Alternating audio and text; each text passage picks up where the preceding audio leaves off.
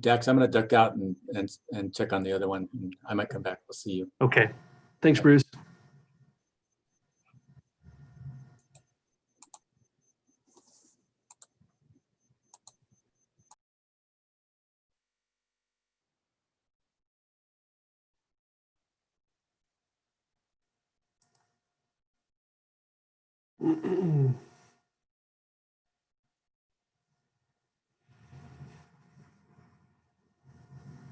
All right, we're going to get started here in a minute. Just wanted to remind everybody that we're going to use the chat window as a way to answer questions. If a question comes up during Eric's presentation, just please go ahead and enter it into the chat window, and we'll collect those. And at the end, we can ask Eric all those questions. So I'm going to go ahead and get started. Want to first thank everybody for joining the SVIC Industrial Summit. This morning's breakout session is Understanding the Sustainable Groundwater Management Act of 2014. Known as SIGMA, this piece of legislation is perhaps the most significant legislative water initiative in California in the last 50 years. This act will have an impact on every individual and business in our community. And I'm excited that Eric is here with us today to share his knowledge and how we as a community can help meet the goal of sustainable groundwater for future generations. Without further ado, I'd like to introduce Eric Osterling. Eric is General Manager of the Greater Kaweah GSA, headquartered in Farmersville. Prior to coming to the agency in 2018, he served as Deputy General Manager of Water Resources at Kings River Conservation District, where he managed 2 groundwater sustainable agencies and was program coordinator of the Kings Basin Integrated Regional Water Management Effort. Eric is a member of the Kings County Water Commission and actively participates on a number of other state and local water-related committees and working groups. Earlier in his career, Eric worked in the private sector as a CEQA, NEPA consultant, and as a regional operations manager for a remote sensing and precision agricultural company. Eric, thank you for being here today. I'm going to hand over the controls to you. And as a reminder for those listening, you may ask a question via the chat window, and we'll answer those questions at the end of Eric's presentation. Thank you, Dax. I will go ahead and pull up my presentation here. Take control here.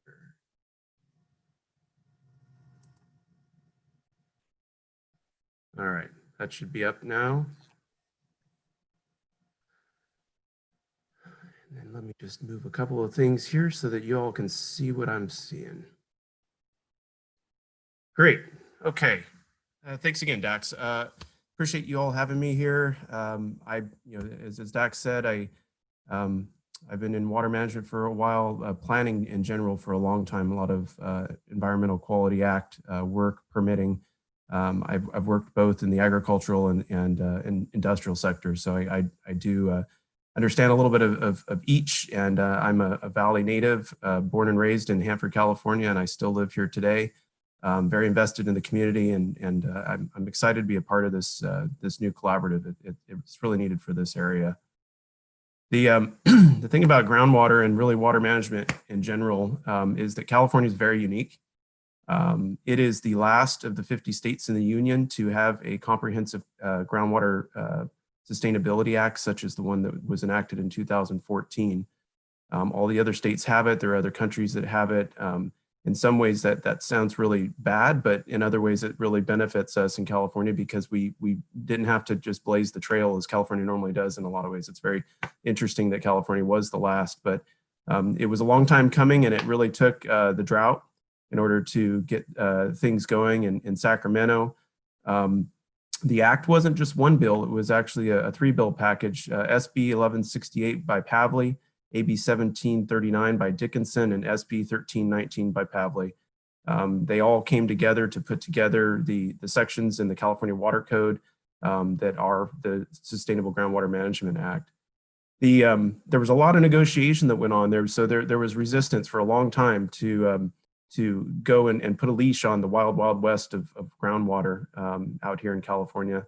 And I can recall my time at the Kings River Conservation District. My colleague and former boss, David Orth, he and I coordinated a lot on this. He was making many trips up to Sacramento and working directly with the governor and other stakeholders to try to negotiate something that was reasonable, that was doable, because this was going to be a regulatory burden upon all industry, basically all stakeholders in California that rely on groundwater.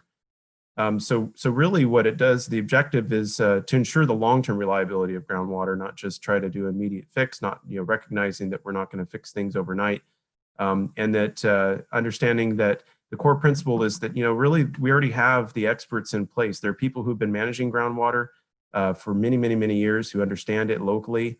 However, they've been doing things in more voluntary fashion. So there were other programs that were out there that incentivized going and collecting groundwater elevations and reporting those to the state to create comprehensive integrated plans that looked at anything from stormwater to floodwater and all the interconnectivity to groundwater.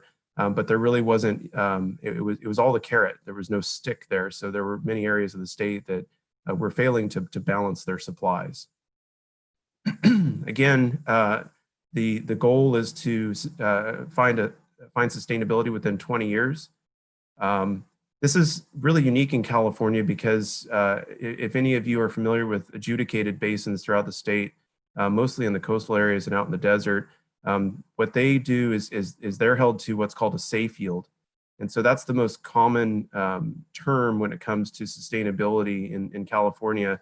And really that's just balancing the checkbook. You have to have equivalent ins to your outs to sustain. But what we're held to under the Sustainable Groundwater Management Act is called a sustainability or sustainable yield. And that's a little bit unique because really what it is it sets the bar at a number of different undesirable results, which I'll show you here in a minute. Things that can happen, as a result of over pumping. And so really you could have in a particular area of your basin or your sub-basin, things that are going south, and in other areas you're completely balanced. And maybe over the whole basin, the whole checkbook balances, but if you're declining and things are deteriorating in one portion of the basin, that could be considered unsustainable and a problem. So what areas must comply with SGMA? It's not the whole state. This really only applies to what are called the alluvial subbasins. So those are really the finer soils, along valley areas mostly. So there are 515 of those basins or subbasins. Many of them, especially in the Central Valley, are interconnected. Really, just for management purposes, they've been divided into subbasins because they're just so large. So, for example, if you look down there in Bakersfield area, the Kern area, I mean, you're talking millions of acres, very, very large areas. And if you were to try to manage with all of the overlying surface water rights holders and land use planning management agencies throughout that area, it'd be a real big problem to try to do that all at once over such a large area. What the state did in order to understand which of these 515 subbasins comply is that they did an evaluation. And so using certain metrics, including reliance on groundwater, if there are communities of domestic wells that are maybe vulnerable because they're shallow, water quality issues, other considerations, they rank them as high, medium, and low priority. That's the left map here. Furthermore, they looked at just the groundwater elevations and overall storage, and they had a classification and metrics there to then further classify the basins as being critically overdrafted or not. So essentially, just by comparing these two maps, you can see that the South Valley in its entirety is pretty much all high priority and critically overdrafted. And what that means is that, let me back up, I inadvertently advanced. What that means is that it sets two different schedules for sustainability. Low priority subbasins are not obligated, at least in the near term, to form groundwater sustainability agencies, develop plans, and take corrective actions. The medium and high priority basins are. They must comply and form groundwater sustainability agencies and then develop plans. The difference is that the critically overdrafted subbasins had a higher bar that they actually had to complete their groundwater sustainability plans by January of this year. The medium and high priority subbasins that are not critically overdrafted have until 2022, so they have an extra 2 years. Whose interests are at stake? And I mean, this is why I'm here engaging you all and industry in the area. Is you're one of a food fight of folks. It's everybody. I mean, this isn't comprehensive, but really, if you live in the valley, if you work in the valley, if you operate and do business in the valley, you rely on groundwater, and its sustainability is in your interest. So the formation of the groundwater sustainability agencies provides some new powers and responsibilities. It also transfers over some responsibilities that maybe had primarily been in the domain of land use planning agencies such as county governments. So what the agencies, these new agencies, fledgling groundwater sustainability agencies, are authorized to do is to develop groundwater sustainability plans. Those are really their guiding book. It is the principal planning document for establishing the baseline for the conditions that we're trying to correct, and then corrective action for achieving sustainability. Groundwater sustainability agencies can require well registration. They can require meters on wells at the cost of the well owner. They can require reporting from those well owners, and they can conduct monitoring activities. They can regulate, limit, or suspend groundwater production. That's one of the scarier aspects of the new responsibilities and powers of groundwater sustainability agencies. They can procure surface water for replenishment. So rather than curtail pumping, GSAs can either on their own or work through partnerships with other surface water appropriators to procure additional supplies of surface water to augment pumping. They can adopt rules, regulations, and ordinances, such as where and when and how you can drill wells, for example. Enforcement actions, so just like the state and regional boards, this is another regulatory layer, unfortunately, that you know, if there are folks not following the rules, then the GSA can take enforcement actions. Administrative fees and assessments, I'll talk more about that in a little bit. I mean, none of this is free, unfortunately, either. It's all very expensive, and I'll explain how some of the GSAs, including our own, are pursuing funding. So this is a noisy map, and I don't expect you to be able to see all of the detail or even the labels, but just generally speaking, you can kind of pick out some of the county boundaries.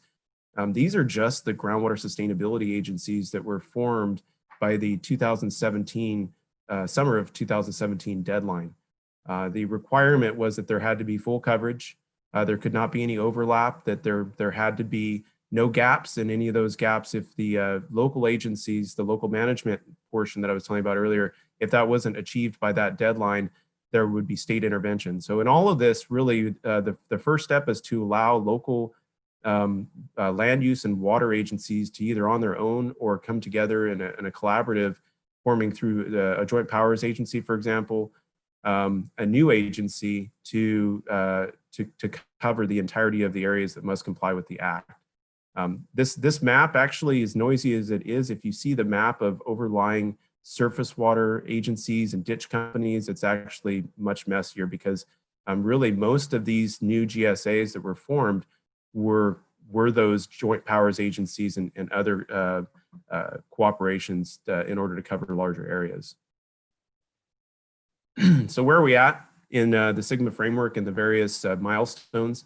Again, agencies were formed in 2017. Our plans were developed. That was a huge lift. I think even the formation of the agencies, many thought that we just weren't going to get there. And then just like we'd like to do as human beings, we, at the midnight hour, we just pulled it through. And most of the groundwater sustainability agencies notices came in right at the deadline. Same thing with the plans. They all came in right at the deadline. And at this point right now, the entire South Valley is covered and compliant with groundwater sustainability agencies and plans that have been submitted.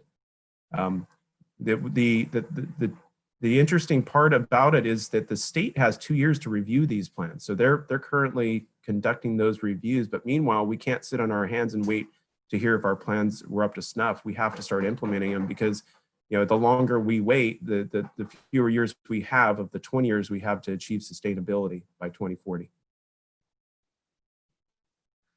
Okay, so I mentioned undesirable results, those things that are bad that happen as a result of pumping, and they call these the 6 deadly sins. And so the things that can happen, you can have surface water depletion. So for example, if there's pumping going on near a river or stream, and so the groundwater table drops to a point that the stream bed then is percolating at a greater rate, so you're losing that surface water, that's considered an undesirable result. Reduction of storage, so just basically the overall storage of groundwater you have in the aquifer you're managing. Degraded water quality, so that's an interesting one. There is another panel this afternoon from the CV Salts folks, some of my colleagues, and you're going to hear a lot about discharge issues that your industry has to deal with. This is not a discharger responsibility under SGMA. Under SGMA, our responsibility as a groundwater sustainability agency has to do with those things that degrade water quality as a result of pumping. So that would be something along the lines of a plume movement. Let's say you have 123 TCP or something, and there's some pumping going on adjacent to a plume, and then that plume is mobilized into where other wells are pumping, for example. Another one would be increased concentration. So let's say you have nitrates, and there's a lot of pumping going on, and because you're decreasing the water volume, but the concentration is not being decreased at the same rate, you can increase the concentration. So those are the things that we have to be worried about or concerned about under SGMA for water quality. Seawater intrusion, we're lucky that's the only one we don't have to worry about here in the South Valley. So that was the one we got to check off right away and just dismiss it as something that is not a concern here. Whereas over on the coastal areas, it is, because what happens is you have your freshwater groundwater elevations declining below sea level, and so what then happens is things travel downhill, groundwater included, and so you have seawater coming into these freshwater aquifers. Land subsidence, that's one of the big ones we have to deal with here, unfortunately, and we've got a real big problem, especially along the Highway 99, Highway 198, and Highway 43 corridors. Those are some of the bigger ones in the South Valley. Corcoran was in the news a lot. Tranquility was in the news just northwest of us. And land subsidence, it can or cannot be an issue. Where it is an issue primarily is when it compromises infrastructure. So transportation is a big one in the water world, water conveyance. So you may have read in the news about the Bryant Kern Canal down in the Porterville area. They're having problems where you're getting a hammocking effect from surface subsidence induced from groundwater pumping, and it's reducing the carrying capacity of that canal. And so they're having to spend millions and millions and millions of dollars to go and re-engineer that area, those stretches of the Bryant Kern Canal, in order to correct it. And then generally lowering of the groundwater levels, and where this really is a big concern is when you construct a well, you construct it to a depth of what you feel is appropriate for pretty much the existing and maybe even a little bit forecasted groundwater elevations. But when groundwater elevations are declining, especially at a rapid rate, you have a lot of wells that go dry. And so in this last historic drought, we really had a big problem with that, in particular with domestic wells, which are typically constructed at lower elevations. So sustainability, that was one of the big ones that came up. How do you even define it? And really, you define it locally. So it's not something that came in the act. We had to define it locally. What is, according to these 6 deadly sins, what do we consider to be unsustainable or significant and unreasonable, a significant unreasonable issue? And then when we looked at that, and after we defined it, we had to set metrics to it. We had to set monitoring areas, including groundwater wells that we monitor static groundwater elevations and water quality in, and surface monuments where we monitor subsidence. And then we have to put a number to what we think is a minimum threshold. How low can it go, or to what MCL, maximum contaminant level, can the water quality go to be considered significant and unreasonable, versus where do we want to go, our measurable objective. And so we had to set a number to that too for each of these 6, well, excluding seawater intrusion, we didn't set one for that. I know we're running short on time. I want to save some time for questions, so I'll start moving a little quicker through these slides, Dax. So our groundwater sustainability agency, Tulare County, but a portion of Kings County, 219,000 acres of our 441,000 acre subbasin. We are the GSA in green here. We do exclude the cities of Visalia, Tulare, and Tulare Irrigation District, as well as some areas over on the east side near the foothills.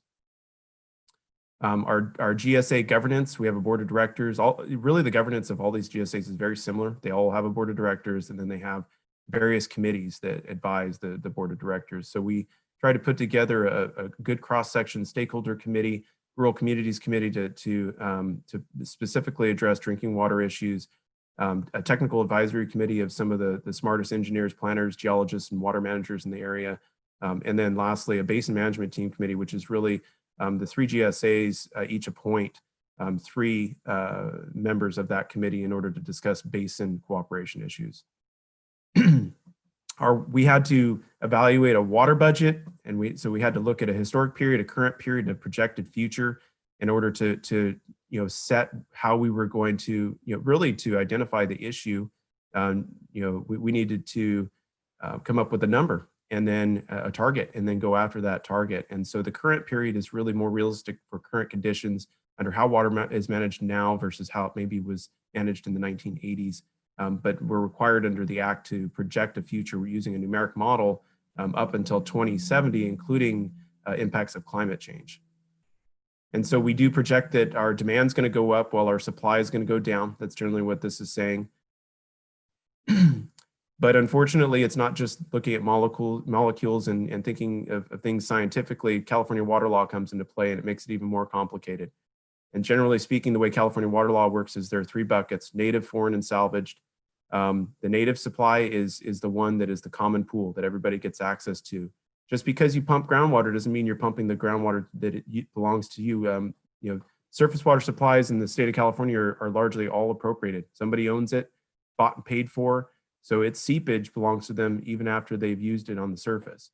So you have the Frank Kern Canal coming in, you have the Kaweah St. Johns River coming into our area, you have unlined canals and rivers and streams. And so, whenever that seepage occurs after the licensed point of diversion where they have their water right, that's still their water. And so we had to work it out, how that all worked out, these various buckets.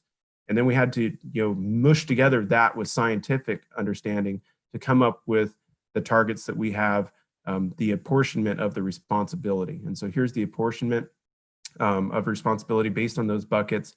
Our GSA is half of the subbasin, yet we have 45% of the water supply. So we're apportioned more of the burden here. And I'm going to skip through a few here. These are just some of the projects and management actions we're looking at. We're looking at a lot of different recharge projects.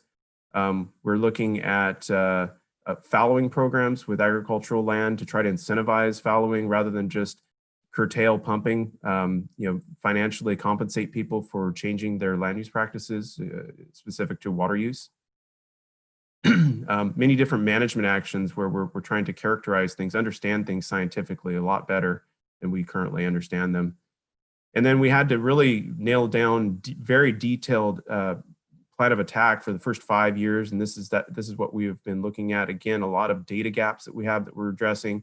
And then we have to anticipate what the state's going to come back in the way of a review of our groundwater sustainability plan. So what do we anticipate that they're going to think we didn't do our job on, so we can get ahead of that?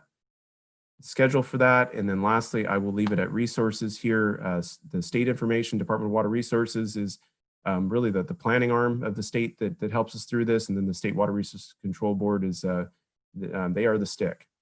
And then our local resources here. So with that, I will stop there, and I will go back to the Zoom chat and see if there's some questions here. It looks like we have about 12 minutes or so, Dax, for questions.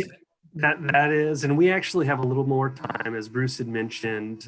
We're going to be breaking, but we can go a little bit into that break. So there's a handful of questions here, and we'll just go down the list. The first one is, how can industry and individuals best support your GSA? That's a good question. So, first of all, the the groundwater sustainability agencies up until this point, the majority of them have been self-funding, so through membership.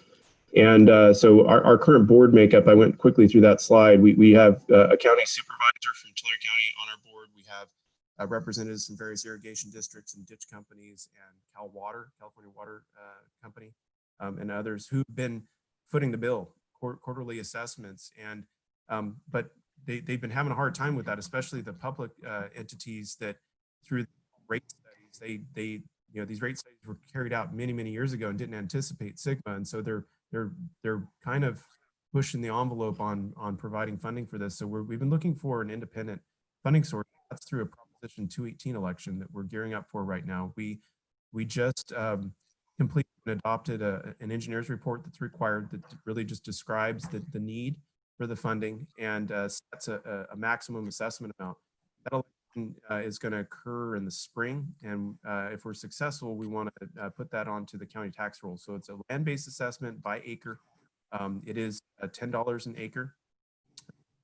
It is primarily overlaying agricultural and industrial lands as opposed to the incorporated communities. The incorporated communities we are dealing with on their own through their own rate studies. They're paying a prorated amount, but that will secure our ability to remain as the agency, the local entity, the local manager of the groundwater resource, in lieu of having the state come in. And the state has clearly outlined exactly what they intend to do if we. And they have a fee schedule. So we know how much our operations are going to cost. We have a plan and a cost estimate for what we need to do in order to achieve what we think is necessary to become sustainable. The state just said, we're going to come right in, immediately going to make you register your well, and then we're going to charge you a registration fee for the privilege of registering your well. And then, oh, by the way, we're going to then charge you a bunch per volumetric unit for the pumping of groundwater. And what that works out to is about 3 to 4 times what we're looking to charge. So it's in, I think, the region's best interest, the stakeholders' best interest, quite frankly, to swallow this lesser of two evils. It's not as bitter of a pill as the alternative.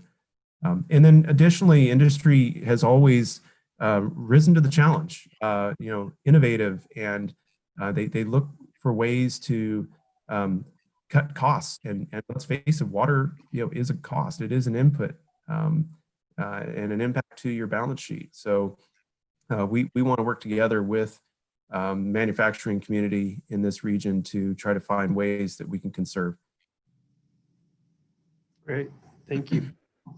It sounds like you're going to have a little bit of a PR issue on your hands. You're going to have to convince people who in this area don't like to add on to the taxes. Good thing. And it's the lesser of the. Yeah, I think from my experience, the Prop 218 elections, or alternatively Prop 26, which is for volumetric rate, that fail, it's typically because the sponsoring agency didn't do what they needed to on communication and outreach. You really need to educate and get people behind you. I've fortunately gone through 2 successful Prop 218 elections at my previous stop. So, and I've hired the same PR people that helped me get through that. So I hope we can do that again. Yeah, great. Here's the next question.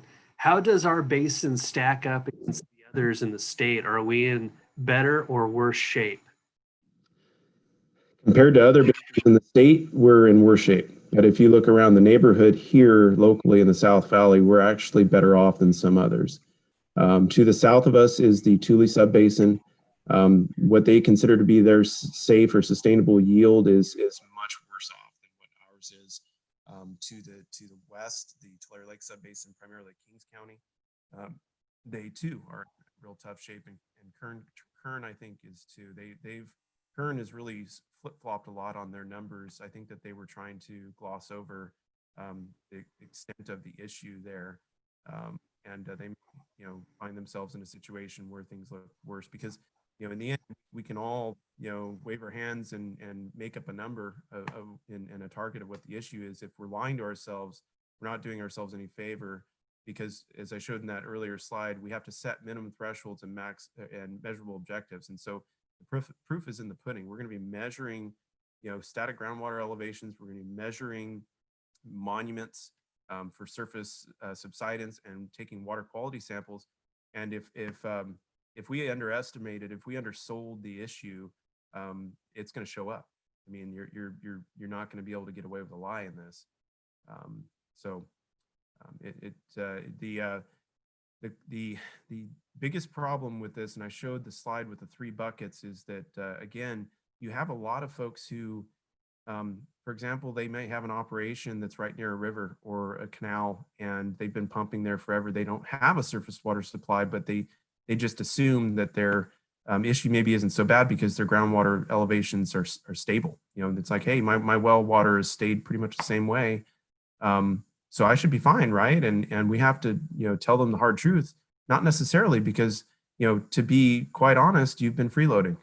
You've been pumping somebody else's property for a long time, and we have to find a way, you know, to fix that. So there are situations where maybe that seepage is occurring in an area that the owner of that seepage, that loss, can't recover it. So Tulare Irrigation District, for example, their mainline canal runs for a long time unlined off of the Kaweah St. Johns rivers until it gets to their district. And much of that seepage and that loss that occurs from point A to point B, they can't recover. So they're going to have to figure out what they want to do about it. And is that something where they may want to engage the overlying landowners that are benefiting from that groundwater and ask them to compensate them for it?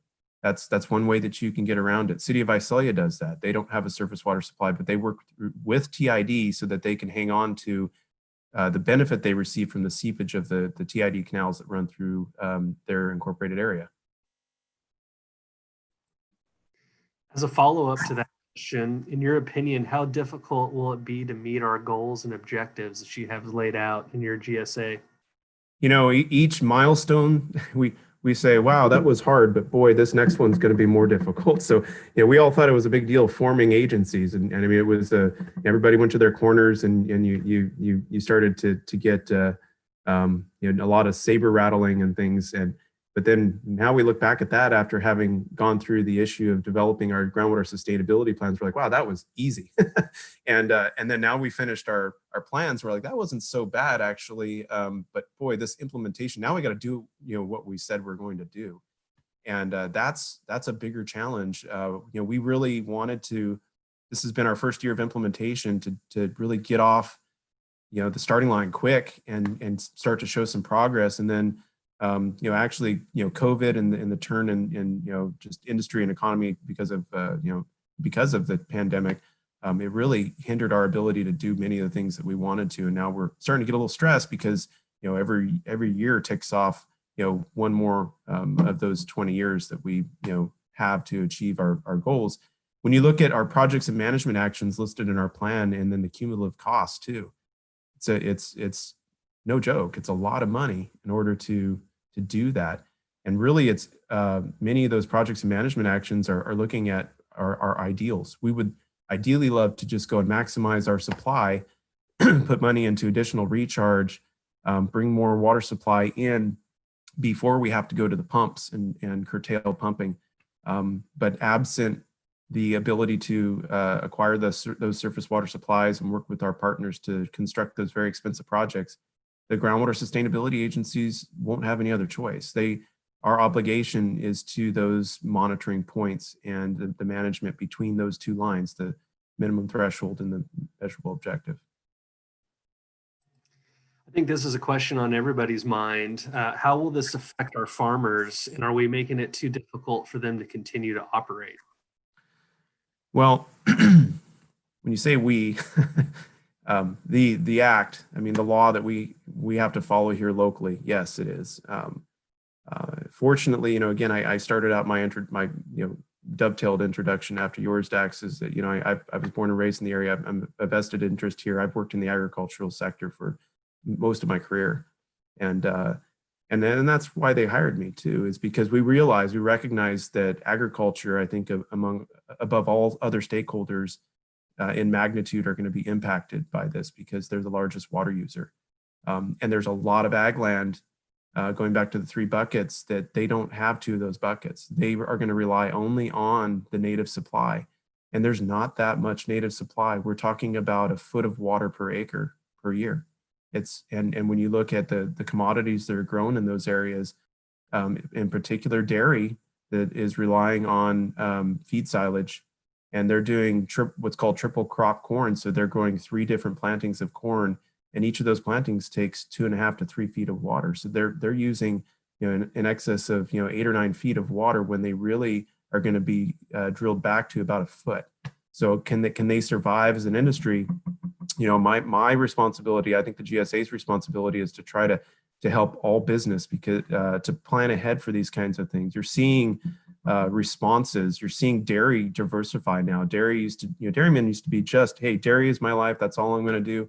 And now they're jumping and going and planting almonds, and they're planting citrus, and they're buying properties in different areas. So, you know, we're giving them, I think, a little bit of a heads up in time that they can respond and adapt. And I see that for the manufacturing industry too. There's going to be some pain there. Everybody's going to experience pain. The communities are too. But you know, we do estimate that there is going to be a significant amount of ag land that's going to go out of production. There's some really lofty estimates that you know, and then there's some maybe undersold estimates. And I always find it's probably smartest to consider and expect somewhere in between. And but we're still probably talking about 500 to 750,000 acres of agricultural land in the Central Valley, the full Central Valley, going out of production as a result. And this is probably a good question to follow that up with. It's from Rodney. He asked time schedule. When would government controls for fallowing kick in or be enforced should we not meet or not be able to meet our requirements? Well, so if the local option, which is the Groundwater Sustainability Agency, is kept up, I don't know of any GSA, including ours, that's going to go and tell a particular landowner, you need to fallow. It'll be a decision they'll have to make. It'll be kind of a forced decision, I think, if we have to allocate a certain volume of water that is nowhere near what they need in order to make a profit and grow crop. I think you're going to see operations that are going to scale back too, especially some of the larger ones. They may, let's say, you know, they're growing, you know, 5,000 acres. They may have to end up fallowing, you know, 1,000 of that. They'll still be in production, but they will choose, you know, maybe the marginal ground that they own over the prime ag land, the permanent crops that produce and you know, bring in the cash over the other crops. So you know, trying to allow the impacted community, the regulated community, as many options as they can, so they can decide, they can make a business decision, but not just telling them you're going to be fallowing your property, unless it's an incentive-based program, which I presented as some of the projects and management actions, where we are exploring that, where voluntarily that particular grower, for example, can say, okay, if you pay me a certain amount of money, I will go and either temporarily, maybe 1 year or 3 years or 5 years, or permanently stop farming this land. Or I will take this out of almonds and I will do alfalfa, and it'll take less water, something like that. So we're experimenting with some of those. That's something we plan on pursuing here very shortly. We have to have a permanent kind of game plan in place though in the first 5 years. So schedule wise, it's coming soon. You know, we'll have a decent idea, I think, in another 2 years, and we will have a firm plan in no less than 5. All right, Eric, I think that was the end of our questions as I can see them on the chat window. I just want to take this opportunity to thank you for joining our summit today. I find this information to be extremely critical to everyone in our community, and I hope that you know, we start to pay attention to this because I think it's real important. I think we as a community need to support the GSA, because I think the alternative, as you had mentioned, where the state comes in, is going to be a tougher pill to swallow.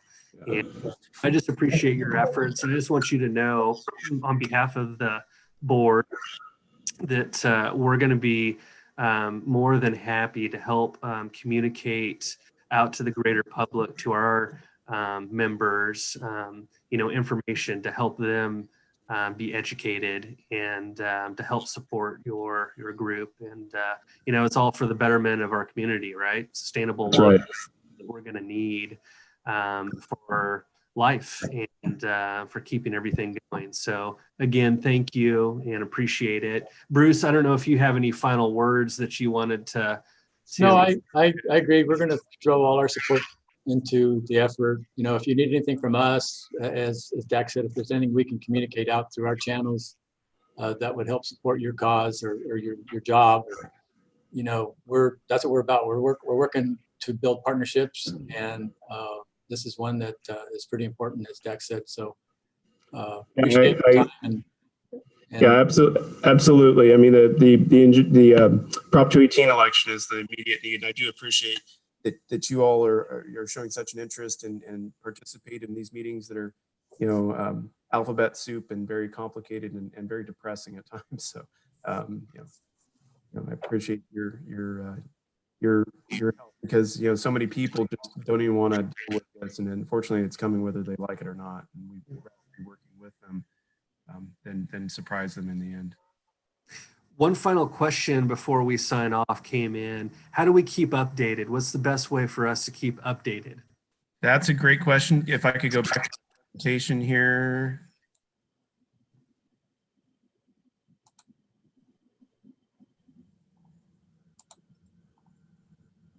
And oops. There we go. So pretty much all of the groundwater sustainability agencies, they have their own email distribution lists. That's probably one of the best ways to do it. If you don't know which GSA you're in, and you may be in multiple GSAs, the easiest way to find out which GSA you're in is to go to this first link at the Department of Water Resources. It is the Sigma portal. It has an interactive map that is kind of like Google Earth, where you can zoom in for property interest you may have, and then you can click in that space and find out which GSA you're in. And it'll give you contact information. I believe it gives you even a link to their website, and usually at their website is where email sign-up lists are.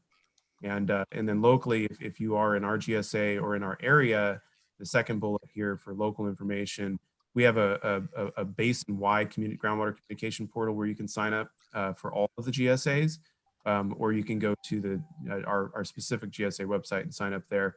We post all of our meeting agendas, minutes, PowerPoint presentations, all of the materials there. We do, through our Prop 218 election, plan on very quickly here. We only approved our engineers report on Monday, so we're going to get that posted here soon to our website, along with communication materials that are easier to digest than a very long and boring engineer's report written by an engineer. So, and then my contact information, and I'll speak on behalf of all the GSA managers. We're all available, so never feel like you can't just reach out to us directly if you have questions, because this is very difficult and complex information to try to understand for people who don't live and breathe it like I do every day. Well, this is great. I know that, let me make sure I'm off mute. I know that as we get completed with our summit, sending information out to the people that participated today, I think there's probably going to be links to the recordings of each of these sessions. And, on that particular slide, it may be nice for us, if you want to send that to me, Eric, I can include that as part of the resources on our page. Yeah, I sent you the PowerPoint yesterday, so you should have that. Perfect. All right. Well, just one final thank you, Eric, for your time today and all the information. Really appreciate it. And we're going to take a little bit of a break here, and we're going to come back around 1 o'clock for our afternoon sessions. And just really thank you for your time today, Eric. You're welcome. Thank you for having me. Thanks. All right. Thanks, everybody.